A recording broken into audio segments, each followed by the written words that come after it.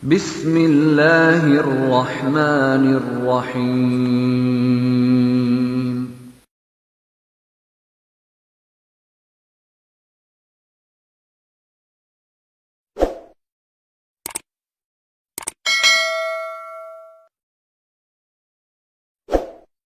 Ustaz, kami ingin membantu saudara yang susah.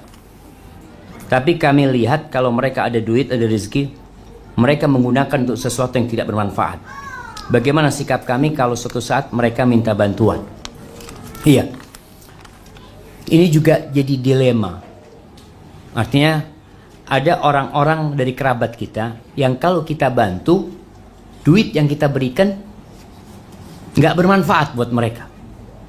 Digunakan untuk beli rokok, untuk hal-hal yang tidak berguna. Maka tugas kita tatkala melihat mereka melakukan itu, tetap kita membantu tapi tidak memberikan duit.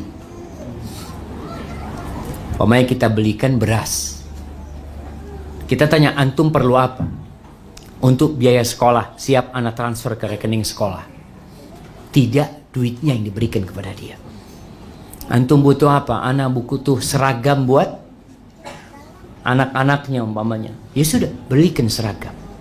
Kalaupun memberikan uang sekedarnya. Umpamanya sekedar ya dia mungkin perlu untuk biaya naik tren atau naik apa dia kasih. Dan ini ada orang jamaah yang mau diberangkatkan umroh nggak mau. Umpamanya ada paman mau berangkat ke ponakannya, oh sudah nggak usah paman, ana minta duitnya saja. Iya seperti itu. Jangan dikasih. Kalau memang tidak dimanfaatkan buat yang enggak. Ana kasih hadiah umroh buat dirimu supaya engkau dapat rezeki nanti di sana. Berdoa di sana. Kalau dikasih duit, duitnya habis. Maka kita juga perlu memperhatikan kondisi mereka. Barakallahu fikum. Gaji bulanan tidak cukup. Apakah masa lapang yang ada, yaitu contoh di waktu malam atau minggu, diisi dengan mencari kerja part time sebagai bentuk mencari nafkah atau menuntut ilmu agama? Jemaah, tadi kita sampaikan ada banyak pintu rizki. Salah satunya adalah istighfar. Kalau kita katakan, ketika antum mau nambah kerja, jadi disebutkan part time ini, iya betul part time ini jemaah. Bacanya gimana? Part time. Part time ini bahasa Indonesianya kita lembur ya. Iya, kerja tambahan gitu ya. Diambil kerja tambahan.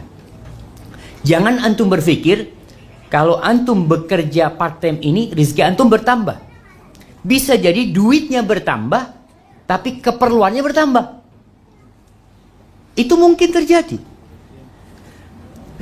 Ana punya saudara di Jeddah sana, dia cerita, dia jualan kue 2 macam, selalu habis di pasar. Dia berpikir, ana mau jualan kue 4 macam supaya duitnya tambah banyak. Ternyata dia jual 4 macam, masih banyak bakinya, kuenya nggak habis jamaah. Maka ketika antum part time silahkan, tapi tetap istighfar, tetap bertakwa kepada Allah, tetap bertawakal. Perintah dari Allah untuk wabtaghu min fadlih, cari kalian bertebaran. Mungkin di situ ada usaha yang bisa menambah rezeki, kerja. Tapi yang ke-10 hal tadi tetap diingat sama kita. Doa. Terus apa lagi jamaah? Dia istighfar, bertawakal, salat duha. Iya. Ini mungkin perlu ditambahkan. Yang ke-12 salat duha. Salat duha ini termasuk membuka pintu rizki. Hadis yang diriwayatkan Imam Ahmad atau Tirmizi, Rasul SAW bersabda, Allah berfirman, ya ibna Adam, irka'li raq'ataini fi awalin nahar. Wahai anak Adam, rukulah buat aku 2 rakaat di awal hari. 2 di awal hari ini sebagian ulama menerjemahkan salat subuh, sebagian mengatakan salat duha. Akfika akhirahu, sampai akhirnya aku cukupin. Jadi selain sebab yang tadi usaha, buka usaha baru, buka cabang baru, yang lain tetap diusahakan. Jadi kalau bicara menuntut ilmu, berusaha untuk menuntut ilmu. Nanti Allah cukupi jemaah. Hadza wallahu a'lam bishawab. Perlukah seorang istri keluar bekerja jika ekonomi keluarga sudah mencukupi? Tambahan pula ada kemungkinan fitnah terjadi semasa pergi kerja dan di tempat kerja. Jamaah, seorang istri yang bertakwa kepada Allah, ambisi dia adalah hari akhir, bukan dunianya. Barakallahu fikum. Ketika dia melihat suaminya memerlukan bantuan, dia bantu. Asalkan pekerjaan dia sesuai dengan syariat, tidak ada masalah. Terus gimana kalau suaminya sudah mencukupi? Dia kenapa harus bekerja?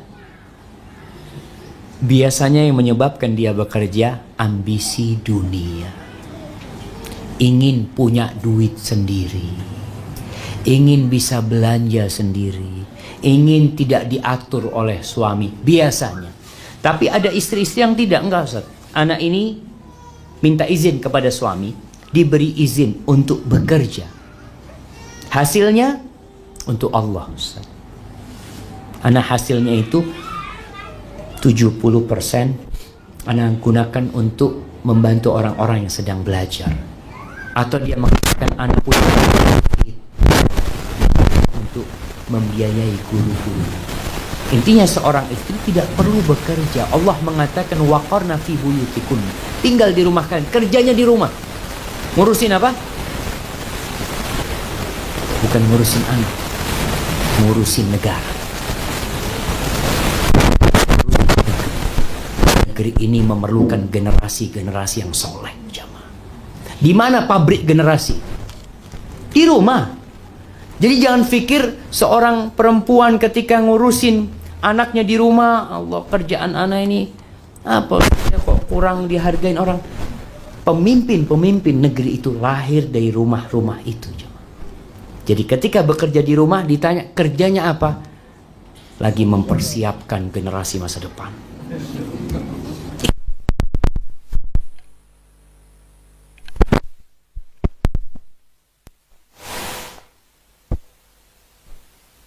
Biar suami yang kerja. Dan ingat, tugas memberikan nafkah itu 100% tugas siapa? Suami. Istri ini ratu, jemaah. Ya, ratu. Permaisuri. Tugas suami itu terima kasih. Terima duit, kasih istri. Jadi terima kasih terus dia. Itu tugasnya seorang suami. Jadi seorang wanita seharusnya di rumah itu alhamdulillah suaminya pulang, jazakallah khair, masyaallah, dia kasih. Dan jangan merasa istri, saat anak kalau minta terus sama suami jadi nggak enak. Itu kewajiban suami. Jangan dipikir suami ketika memberi istri dia telah berbuat baik. Kamu terima kasih sama aku. Bukan, abang yang terima kasih sama aku. Aku yang ngurusin anak-anak semuanya. Jadi makanya ana rasa perempuan tetap di rumah. Kalau ada kerjaan yang bisa dilakukan di rumah tanpa menelantarkan kewajiban dia sebagai seorang istri, tanpa merusak muruah dia sebagai seorang muslimah, fadhal dikerjakan. Barakallahu fikum.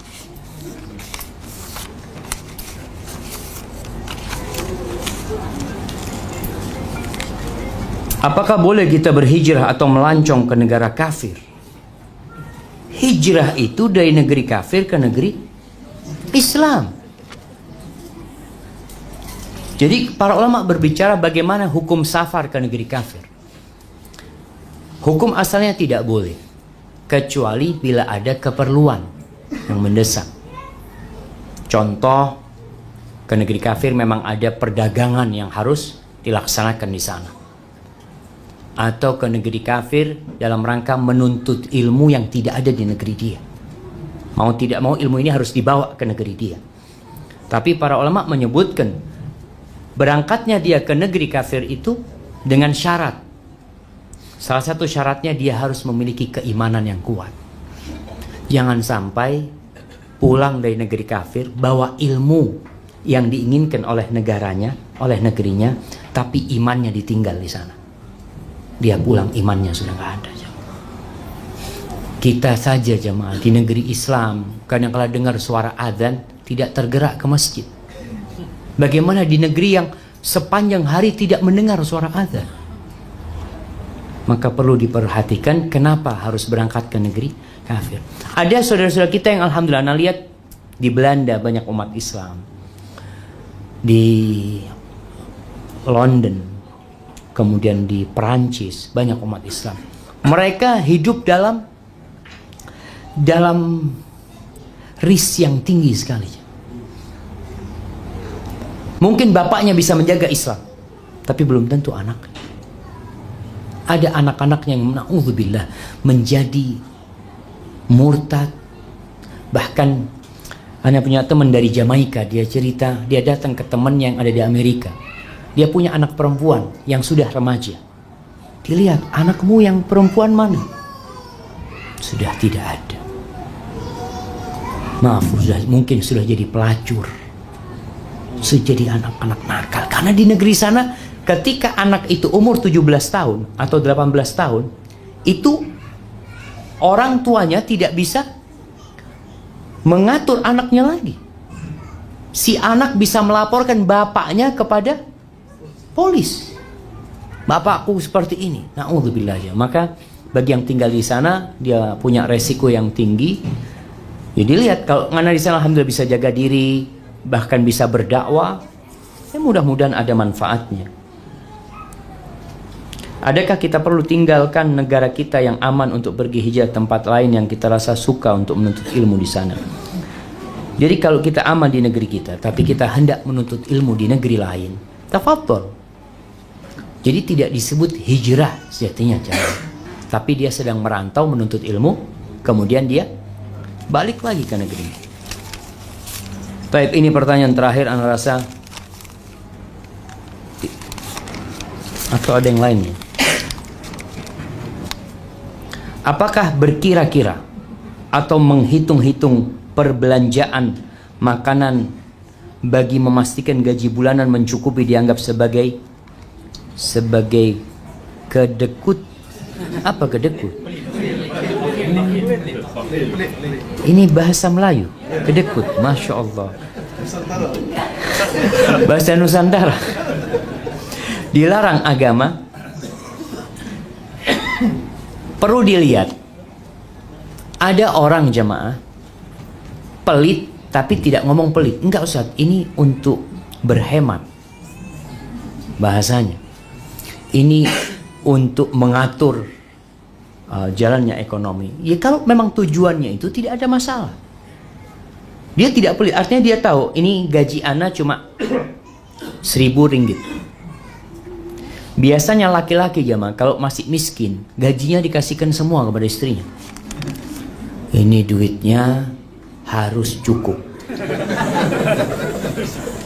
Sudah, itu yang aku punya. Tapi kadang-kala suami kalau sudah banyak duitnya, sudah nggak lagi. Perlu berapa duitnya? Katanya, dulu dikasih semua karena belum cukup jamaah. Maka kalau menghitung-hitung, tujuannya memang untuk memastikan biaya listrik sekian, biaya ini sekian, tidak masalah.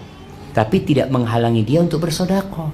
Karena sedekah itu termasuk salah satu kunci rezeki. Seperti itu. Barakallahu fikum. Apakah wajib memberi uang pada ibu bapak yang keperluannya sudah sedia ada mencukupi, tetapi anaknya pula yang kurang mampu? Jamaah rahimakumullah, anak ketika memberi orang tua, ketika memberi ibu bapaknya, tidak harus ibu bapaknya itu perlu. Bisa jadi pemberian dia itu hadiah. Subhanallah, bapak ibu itu kalau diberi sama anaknya, itu berbahagia bukan karena jumlahnya, tapi berbahagia karena kepedulian anaknya. Anaknya ingat sama bapaknya. Mungkin yang diberikan anaknya, bapak ibunya bisa beli 10. Tapi ketika anaknya yang memberi, itu akan berada dalam hati bapak ibunya, nggak dilupakan. Jadi sang anak, tolong anak ini, ketika datang ke rumah bapak ibunya, mungkin beli apalah sesuatu ke orang tuanya. Hanya untuk memberikan hadiah supaya bapak ibunya berbahagia. Karena silaturahim termasuk kunci rizki. Jadi apa yang antum berikan kepada bapak ibu antum itu akan diganti sama Allah. Maka tidak harus banyak. Tapi kalau seorang anak, Ustaz, ana masih perlu, Ustaz. Ya kalau antum masih perlu, antum puasa Senin Kemis. Sisihkan duit buat orang tua. Jamaah, kita bisa lakukan itu demi mencari rezeki, tujuannya berbagi sama orang tua. Ini pertanyaan terakhir. Saat saya anak laki-laki yang tua, ibu saya sudah kehilangan suami. Kemana suaminya? Meninggal maksudnya. Anak pikir hilang suaminya, kemana? Dan saya punya adik-beradik yang lain. Soalan saya, antara keperluan berbakti dengan keluarga dan menikah, mana lebih afdol? Iya, ini pertanyaan sering ana ditanyakan. Ada seorang ibu yang takut bila anaknya menikah, nanti anaknya lupa sama ibunya. Sehingga banyak orang tua menunda pernikahan anaknya. Jangan dulu menikah, jangan dulu menikah. Kenapa? Karena banyak di masyarakat yang sudah menikah nggak berbakti lagi sama orang tuanya, nggak peduli lagi sama adik dan kakaknya. Dia hanya memikirkan diri sendiri, memikirkan bininya, memikirkan istrinya dan anak-anaknya. Oleh karena itu, ingat firman Allah di surah Al-Ahqaf ayat 15. Allah mengingatkan nih para anak nih. Allah mengatakan, hatta idza balagha ashuddahu wa balagha 40 sana, ketika anak ini sampai ke puncak masa mudanya, sampai umur 40 tahun, dia berdoa mengatakan, Rabbi auzi'ni an ashkura ni'mataka allati an'amta alayya wa ala walidayya wa an a'mala salihan tardah wa aslih li fi dhurriyyati inni tubtu ilaika wa inni minal muslimin. Seorang anak ketika dia umur 40 tahun biasanya sudah kaya, biasanya sudah punya rumah, biasanya sudah punya keluarga, punya anak. Banyak di antara mereka yang tidak peduli sama keluarganya, sama orang tuanya. Karena dia merasa punya kewajiban bersama istri dan anak-anaknya. Allah ingatkan, baca doa, engkau itu ada karena ada orang tuamu. Maka mohon bantu hamba untuk bersyukur kepadamu dan bersyukur kepada kedua orang tua.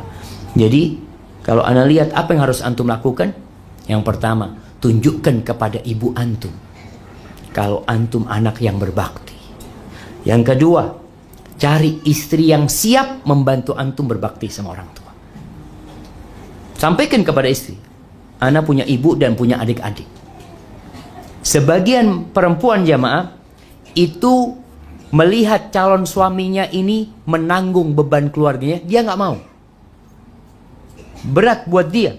Karena apa? Oh, nanti gajinya akan dibagi sama orang tua, dibagi sama kakak beradiknya. Dia lupa bahwa ketika suaminya berbagi sama orang tuanya, suaminya sedang membuka pintu rezeki yang lainnya. Jadi semuanya pintu rezeki. Maka ketika antum mau menikah, cari istri yang soleha, yang siap untuk berbakti sama orang tua, ibu antum, dan mendampingi antum untuk menjaga anak-anaknya. Jabir bin Abdullah, ketika bapaknya meninggal dunia, Jabir bin Abdullah menikah dengan janda. Dia menikah dengan janda. Ditanya sama Rasul SAW, halla bikron, Jabir, kenapa nggak nikah sama gadis? Kata dia, engkau bisa bercengkrama, senang-senang sama dia. Janda ini kan susah jemaah. Janda ini kadang-kala ingat sama suaminya yang dulu. Jadi sama suaminya yang sekarang, kalau suaminya melakukan tindakan yang tidak baik, dia ingat sama suaminya yang dulu, ingin kembali kepada suami yang dulu. Ditanya sama Nabi SAW, kenapa engkau tidak menikah dengan bikir, dengan gadis? Kata Jabir, ya Rasulullah, bapakku meninggal dunia, meninggalkan adik-adik, anak-anak yang banyak yang masih kecil-kecil. Kalau aku menikah sama gadis, ya gimana dia akan membantuku merawat adik-adikku? Maka ketika antum mau menikah pun, antum bisa menikah dengan janda. Cari janda yang banyak fulusnya. Sekalian untuk bantu adik-adik antum. Tapi janda yang soleha, banyak fulusnya, yang soleha, yang bisa membantu antum untuk keperluan antum. Dan ibu pun akan suka. Kalau janda kayak gini, ibu setuju lah. Tapi ingat, tetap yang menjadi ukuran pertama agama dan ketakwaan perempuan itu. Hadza wallahu a'lam bishawab. Kurang lebihnya ana mohon maaf. Insyaallah kita lanjutkan antar malam jamaah. Apabila yang ana sampaikan benar itu dari Allah Jalla Jalaluh, kalau ada yang salah dan kurang berkenan itu dari diri ana pribadi. Allah dan Rasul terbebaskan dari kesalahan itu.